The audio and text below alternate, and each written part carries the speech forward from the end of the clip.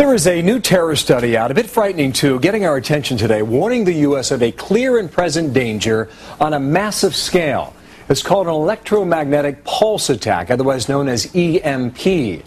R.P. Eddy's former director of terrorism of the White House's National Security Council, here to talk through it. Good morning, R.P. Welcome back. Morning, Bill. How would you describe this EMP? Well, an electromagnetic pulse is a result of a nuclear explosion or another weapon that releases a wave of electrons that will fry every electronic gizmo or tool that civilization needs to survive. Who would likely use a weapon like that?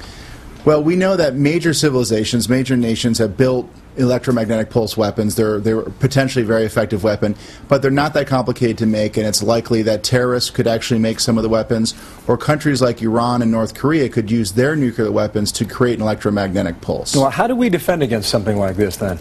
It's very hard to defend against the missile or against the weapon once it's been released. You'd have to harden all the electronics using something called Faraday cages, which is a multi-year, multi-billion-dollar process to protect our electrical grid and all of our electronics. Is that even possible, R.P.? It's possible, but it's not going to happen right now because the threat isn't considered by lawmakers or folks in the electrical power industry to be grave enough to need that kind of Well, that was my next question. How much attention is the U.S. military giving it?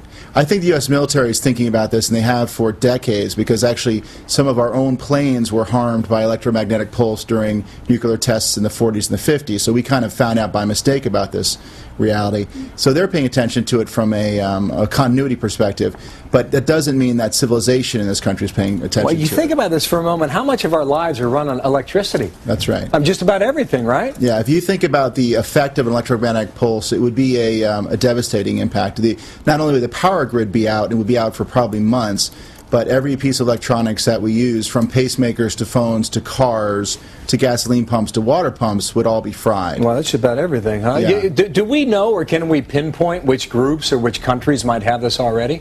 Well, as I said, there's a threat that you don't need to build an electromagnetic pulse weapon specifically. You can use a nuclear weapon, and you don't have to have as accurate or as long-range a missile to deliver it. So Iran could use a barge, which they've tested before, park it off of the United States somewhere and use one of their Scud missiles to shoot a nuclear weapon over the United States. So your point is, if you're nuclear capable, you're also capable with an EMP. That's right. That's absolutely correct. The bad news is you can also build an EMP weapon much more easily than actually all it takes to build a nuclear weapon. You effectively explode you explode a special magnetometer, and you create an EMP weapon that way as well. R.P. Eddy, thanks for bringing it to our attention, okay? Okay. All right.